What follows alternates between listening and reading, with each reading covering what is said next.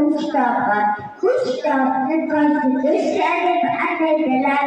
Har bir mamlakatni o'ziga yarasha qonun qoidalari bor.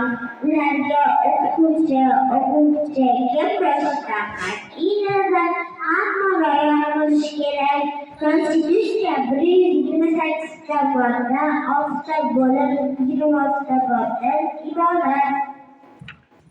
Konstitutsiyani 1992-yilda 8-dekabrda qabul qilingan.